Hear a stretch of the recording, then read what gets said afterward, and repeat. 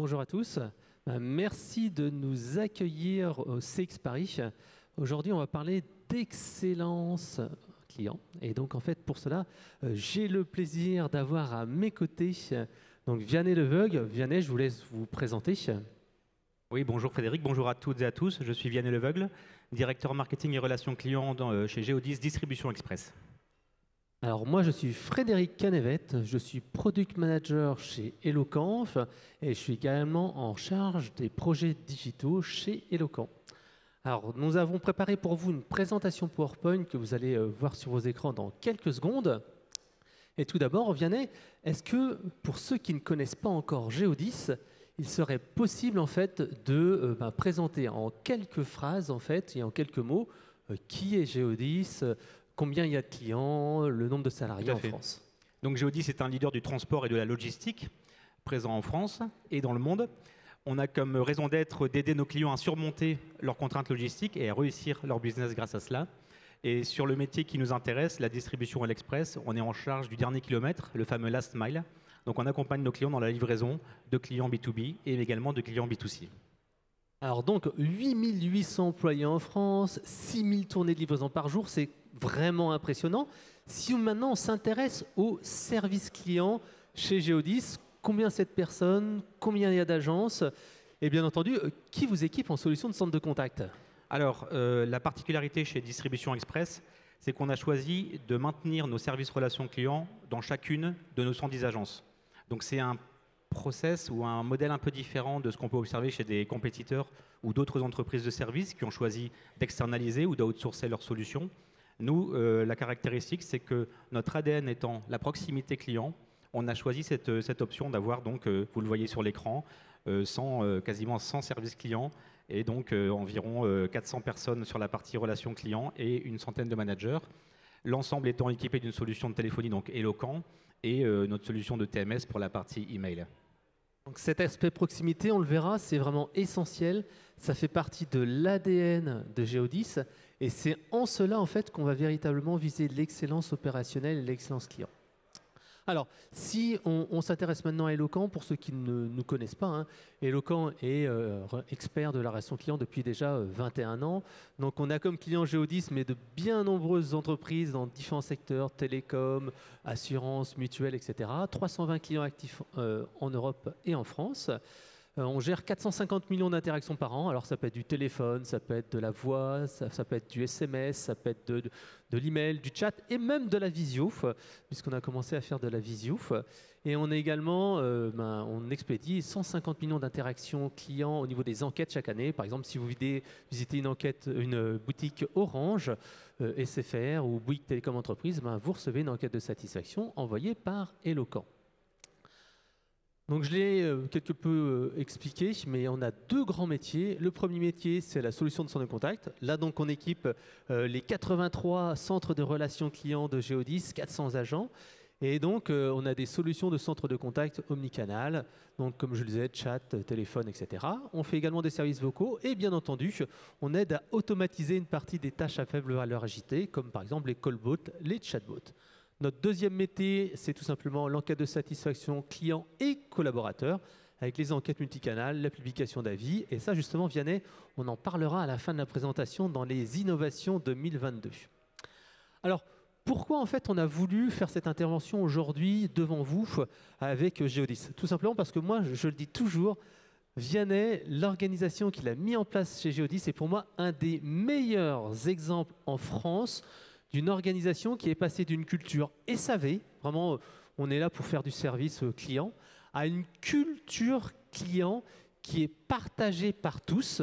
On l'a vu avec le fameux gâteau qui a été fait lors de élu service client de l'année, c'est vraiment partagé par les collaborateurs, les équipes. C'est vraiment un dispositif complet qui n'est pas que du logiciel, il y a de l'humain, il y a de la formation, il y a du coaching et bien sûr c'est un programme qui évolue au bout des années. Ce n'est pas juste un programme qui a duré une année, mais c'est un programme qui dure depuis plusieurs années et qui vise véritablement l'excellence. Oui, tout à fait. En fait, on a identifié dans notre parcours client 8 points de contact. Points de contact physiques ou points de contact digitaux, vous les avez ici à l'écran, notre site web, nos forces de vente, on a 440 commerciaux, nos portails informatiques. Bien sûr, nos conducteurs qui sont le cœur de notre métier, puisque bien souvent, c'est le seul point de contact entre nos chargeurs et le destinataire final. Bien sûr, la relation client, on va en parler juste après. La facture aussi, tout ce qui tourne autour de la facture, c'est aussi un point de contact très important du parcours client et on a beaucoup augmenté la satisfaction sur ce point précis. Et après, il y a toute la partie agence, puisque les destinataires ou les chargeurs sont parfois amenés à se rendre dans nos agences. Et donc, sur ces 7 points de contact physiques ou digitaux, on travaille depuis 5 ans à améliorer l'expérience client sur chacun de ces points de manière à augmenter la fidélité de nos clients. Et sur la partie relation client, c'est celui où on a beaucoup investi parce qu'effectivement, si on revient quelques années en arrière, chez Geodis, les services clients avaient comment dirais-je, une culture très SAV et on a fait passer l'ensemble de ces équipes sur vraiment une culture de la relation client, ce qui a impliqué beaucoup de travail. Notamment le fait de refondre complètement le dispositif qui anime cette population. Donc vous avez compris, on a 110 agences partout en France. Dans chaque agence, on a un service relation client qui varie de 5 à 30 ou 40 personnes pour les plus grandes agences. Et donc, il a fallu complètement repenser l'organisation. Donc, c'est ce qu'on a fait. C'était le premier chantier, réorganiser les services, renforcer le rôle des managers, avec des vrais managers dignes de ce nom, et améliorer les conditions de travail. On a changé les bureaux, changé l'équipement, la téléphonie notamment, mais également les systèmes de casques, etc., les écrans. Ouais, c'était une vraie révolution, parce qu'ils étaient sur les quais à répondre au téléphone, et tout d'un coup, ils ont eu un nouvel environnement de travail avec des PC, des micro-casques, un matériel, un logiciel. Et pour eux, en fait, on en parlait tout à l'heure, c'est cet effet waouh. Il y a vraiment eu un avant-après dans ce programme de changement de la culture client. On l'accompagnait bien évidemment d'un second volet formation qui était assez conséquent parce que là aussi, il fallait monter en compétence nos équipes. Comment je parle, comment j'écris, comment j'incarne les bonnes attitudes. Donc là, vous avez quelques exemples de ce qu'on a fait, des formations plénières, un serious game assez conséquent. On a aussi activé une carte que je vous conseille, c'est Orthodidacte, une solution qui permet aux gens de reprendre un niveau, j'allais dire, satisfaisant en termes d'orthographe et de grammaire. On l'a même tous fait, hein. C'est très important de le faire. On est passé, c'est un exercice qui permet de se classer entre 4 niveaux. Et quand on a commencé cet exercice sur nos 600 collaborateurs, 30% des gens étaient au niveau 3 et 4, les plus hauts niveaux. Et après environ 30 à 40 heures de formation et l'investissement des managers et des équipes, on a passé 80% des gens au niveau 3 et 4. Donc ça a été vraiment une révolution et même une fierté pour les gens de s'afficher. Justement, il y avait vraiment une vraie fierté. Les gens qui disaient, voilà, j'ai fait un progrès, j'ai travaillé, parce qu'il y avait vraiment un esprit d'équipe. C'est ça qui a été impulsé. Ce n'était pas juste, allez, faites une formation, vous êtes obligé de le faire. On sentait bien qu'il y avait une fierté et une volonté d'agir, un engagement des collaborateurs. Oui, tout à fait. Et derrière tout ça, on a mis en place tout un système de routine managériale qu'on pourra évoquer rapidement après, mais qui a vraiment permis de boucler la boucle de la partie formation. Et le troisième volet, qui était quelque part une façon, là on est sur l'exigence, hein, quand on est sur la formation et l'organisation, qui était quelque part une façon de donner les outils aux gens pour travailler correctement, c'était de les équiper d'une solution de téléphonie dernière technologie, et on a choisi la solution Eloquent pour organiser les appels, distribuer et suivre l'ensemble des KPI, ce qui nous a permis d'atteindre, là vous avez un exemple des wallboards qu'on a installés partout dans les agences et qui permet à chaque service de suivre ses stats de qualité. Alors, il y avait un petit point qu'on n'avait pas vu auparavant et qu'on avait discuté, que je trouvais très très bien, c'est que vous avez vraiment créé un moment.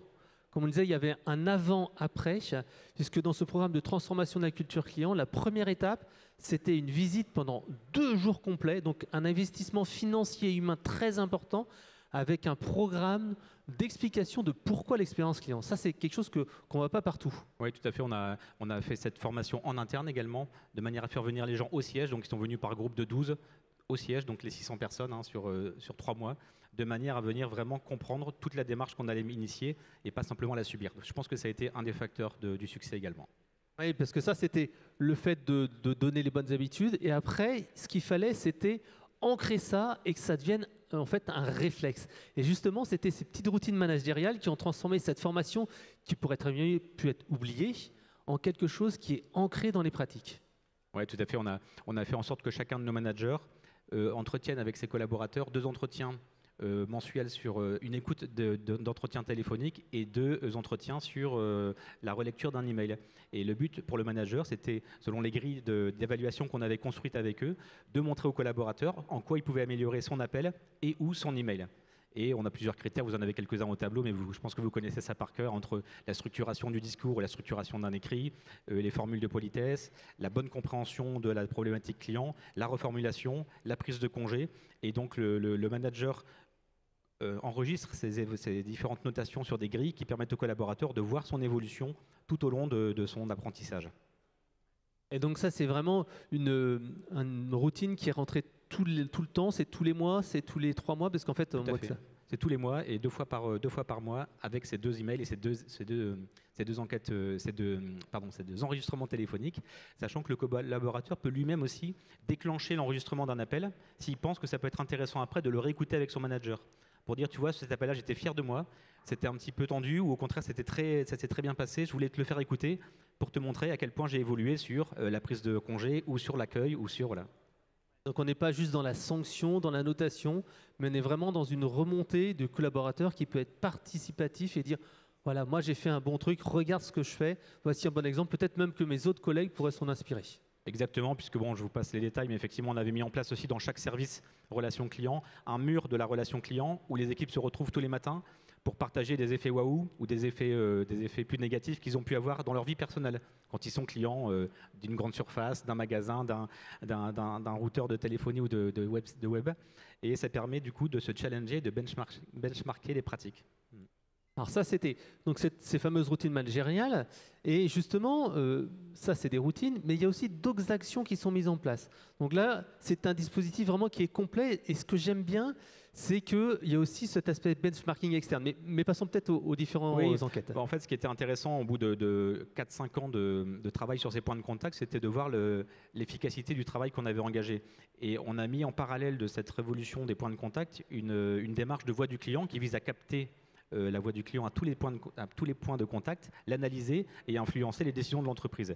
Et là, vous avez 4 principales portes de cette voix du client. L'enquête client annuelle, les enquêtes post-appel, donc on fait après un appel au service relation client, les enquêtes auprès des destinataires et notre participation qu'on fait chaque année à élu service client de l'année. Donc je pense que certains d'entre vous connaissent cette enquête d'ailleurs qui est en cours jusqu'au 2 juillet et qui permet à une centaine d'entreprises en France de se challenger dans différents secteurs d'activité, transport, banque, assurance, finance, etc. Alors justement, élu service client de l'année, ça permet de donner en fait, entre guillemets, une lumière, donner de la lumière au service client, de créer aussi un moment où le service client est devenu la star de l'entreprise. Et donc, ça permet de mobiliser les équipes. Oui, tout à fait. C'est vrai que pour eux, c'est devenu un vrai challenge. Ils attendent ce moment chaque année et on est en progression depuis 5 ans de manière assez remarquable. Je vous ai juste mis la note qu'on a eue il y a 5 ans, c'était 8 sur 20. Donc je resterai discret sur les notes actuellement, mais on a bien sûr atteint nos objectifs et c'est une grande fierté pour les équipes. Et l'autre point à comprendre avec cette démarche de la voix du client, c'est qu'on vient boucler la boucle des 8 points de contact que j'évoquais tout à l'heure. Puisque vous voyez, après chaque livraison, on pousse une enquête de satisfaction au destinataire. Vous avez vu les NPS qui sont exposés ici. On a eu 58 de score NPS donc, en 2021. Là, on se parle, on est presque à la moitié de l'année 2022, on a un NPS de 69, donc c'est vraiment remarquable. Et bien qu'on ait un bon NPS, on a parfois quelques insatisfaits. Et ce qu'on a souhaité mettre en place d'ailleurs avec la solution Eloquent, c'est que tous les insatisfaits de la veille retombent dans le système du service relation client. Et chaque responsable de service client a l'obligation le lendemain matin de rappeler le destinataire insatisfait. Donc là, on vient close the loop, comme on dit, boucler la boucle. Et c'est des appels qui sont très intéressants parce que bien souvent, le destinataire qui s'est un petit peu agacé lors de la réponse à l'étude, à l'enquête de satisfaction, effectivement, le fait d'être rappelé est vraiment étonné, premièrement, et vraiment très admiratif du temps que prend l'entreprise de le rappeler. Et on vient souvent transformer ce qu'appelle la marque un pépin en pépite. Alors bien entendu, tous ces indicateurs-là sont nationaux et régionaux et peuvent être bien sûr comparés pour se benchmarker entre les différents chefs de région pour savoir, tiens, voilà, qu'est-ce qui va pas. Exactement. Et donc, tout le parcours client que j'évoquais tout à l'heure, vous voyez, maintenant, on le suit de manière extrêmement précise. Ici, on a 3 ans d'historique. Vous voyez qu'on a augmenté sur tous les points. Et nous, c'est très important parce qu'on sait bien que la satisfaction par rapport au parcours client va être un inducteur majeur de la satisfaction client et donc de la fidélité. Donc, on a un regard très acéré sur cette question. Et aujourd'hui, on est très content de le voir. Et pour revenir sur votre question sur les services clients, c'est vrai que c'est un point très important parce que sur le NPS, donc vous voyez, l'an passé, en 2021, on a eu un NPS sur la partie client de 11. Et donc, c'est donc la différence entre 32% de promoteurs et 22% de détracteurs. Et vous voyez la réponse à la question, pourquoi vous recommandez votre service client? Donc, c'est vraiment devenu un pivot important de notre satisfaction. Et quand vous ne recommandez pas, pourquoi? Bon, bien sûr, il y a la qualité de service parce qu'on est quand même une entreprise de service. Mais le deuxième point, c'est à nouveau le service relation client. Donc, quand ça se passe bien, c'est très important, et quand ça se passe mal, c'est très important aussi. Donc, d'où l'importance, l'attention qu'on porte à ce point de contact. Le service client, c'est ce qui fait la différence, cette proximité qu'il y a chez Geodis. Alors justement, là, on a vu grosso modo ce qui avait été mis en place, donc un programme qui a plusieurs années, qui a vécu, qui a évolué. Comment on fait pour aller encore plus loin? Parce qu'il y a vraiment eu de gros efforts, il y a des routines, il y a des choses. Comment on fait pour aller encore plus loin dans cette routine et justement viser l'excellence? Et là, je crois que vous avez pris 4-5 exemples de plans d'action de cette année. On a, fort de la captation de la voix du client que j'ai montré tout à l'heure, on voit encore apparaître des points d'amélioration. Et heureusement, le premier point qu'on a bien fait comprendre aux équipes, c'est même si on s'est amélioré partout, on peut encore aller plus loin dans la relation client, dans le perfectionnement de la relation client. Et donc, on a mis en place des trainings qui sont encore plus pointus que la formation initiale que vous évoquiez précédemment, où on va prendre des appels, on va prendre des emails et on va travailler ensemble à réécrire l'email tel qu'il aurait dû être écrit dans les standards d'exigence de Geodis et reprendre un appel pour décortiquer où est-ce qu'on aurait pu encore améliorer la relation. Ça, c'est le premier aspect.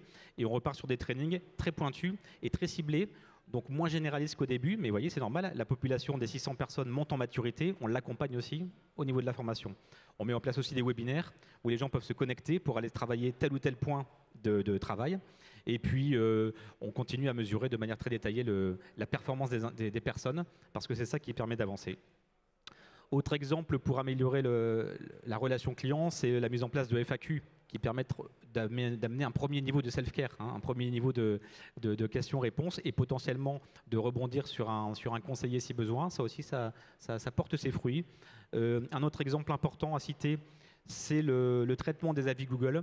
Comme je l'ai dit en introduction, on a 110 agences et de plus en plus d'internautes ou de clients sont amenés à déposer des avis concernant notre prestation sur les sites les pages Google de chacune de nos 110 agences. Autant dire qu'il est très difficile de les administrer en centrale. C'est ce qu'on va faire à partir d'aujourd'hui, puisque c'est le 22 juin où on lance le traitement centralisé via un outil qui s'appelle Partout de ces avis.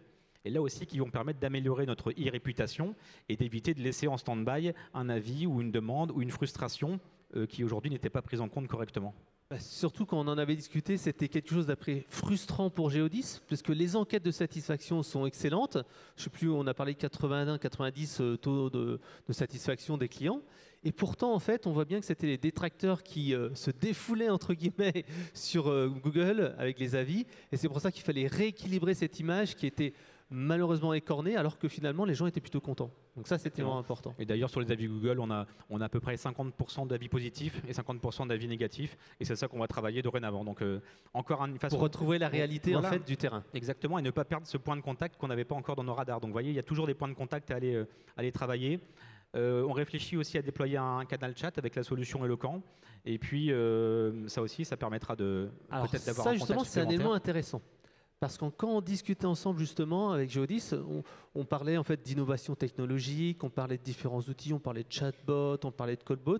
Et ce que je mets beaucoup dans le discours, c'est que vous disiez, on ne fait pas de la technologie pour de la technologie, mais on veut vraiment, un, que ça apporte quelque chose au client, et deux, qu'on puisse bien maîtriser le canal et qu'on soit capable en fait d'apporter les bonnes réponses au bon moment et dans les temps de réponse qui sont des standards Geodis. Vous avez raison, comme vous le savez, beaucoup d'entreprises se sont ruées un peu sur ces solutions au tout début. Et il y a eu beaucoup de déceptivité, je pense, dans la relation. Nous, on fait attention de ne pas activer l'outil avant le besoin. Donc, on va travailler d'abord l'appréciation du besoin client et on verra si on active ce type d'outil. Voilà. Tout à fait. Mais ce qu'il faut garder en tête, la philosophie qui nous anime, elle est bien celle-ci, c'est que je vous expliquais qu'on avait bouclé la boucle avec le rappel des insatisfaits. En fait, on fait toujours en sorte qu'on mixe digital et humain dans notre façon de travailler. Donc oui, on a des solutions électroniques, oui, on a beaucoup d'informations, mais on a toujours l'humain derrière. Un exemple pour vous donner une idée très concrète. On a mis en place depuis environ 6 mois le tracking très précis de nos conducteurs. Donc on pousse à vous, destinataires, si vous êtes livré par Geodis, le TA, le ranking dans la livraison et la géoloc du conducteur. Donc typiquement, c'est complètement digital. Par contre, on exige que nos conducteurs appellent avant. Donc vous voyez, on a ce mix entre une information complètement complète que vous avez sur votre smartphone, malgré tout, le conducteur appelle avant pour s'assurer que tout soit prêt, tout aille bien. Et ça nous a permis de gagner 10 points de NPS sur la partie d'Asti, c'est remarquable. Donc l'application est en place depuis 3 mois à peu près, c'est ça? Et donc en 3 mois, 10 points de NPS gagnés parce que la personne a l'info, mais en plus, elle a le contact de l'agent. Donc c'est vraiment cet aspect ajouter et lier les deux, à la fois l'humain qui fait cet effet waouh et qui permet en fait d'aller vraiment chercher cette excellence relationnelle. Oui, parce que les clients le disent dans les enquêtes. Ils expliquent pourquoi ils sont contents et souvent ils expliquent l'appel du conducteur a vraiment tout changé, le fait en plus de le voir sur la carte, enfin voilà, c'est vraiment ressorti comme tel, donc comme quoi cette philosophie qui nous habite de combiner digital et humain porte ses fruits. C'est ça qui fera la différence. Alors dernier point, on avait évoqué dans la slide un petit peu avant aussi de continuer l'écoute. Ça c'est quelque chose qui est important chez Geodis, écouter ses clients, les clients finaux qui sont les gens qui reçoivent les colis, mais également aussi les clients vos clients à vous, Maison du Monde, Leroy Merlin, etc. Oui, c'est ce qu'on a mis en place aussi de manière très forte sur le B2C il y a environ 5 ans, donc avec les enquêtes destinataires. Donc après chaque livraison, le destinataire reçoit une enquête avec 3 questions très rapides. Et c'est là où on a une PS de 58 en 2021 et de 69 à date, 70. Et puis ce qu'on est en train de faire, c'est de pousser ces questionnaires également sur nos destinataires B2B, qui sont aussi très friands de ce type d'enquête pour comprendre comment l'expérience de livraison influence leur expérience globale de vente. Et ça, c'est vraiment important.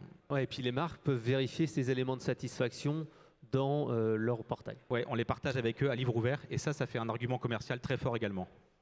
Ok, alors je crois qu'on est arrivé à la fin de notre présentation. Il est 14h44, donc on a fini avec une petite minute d'avance.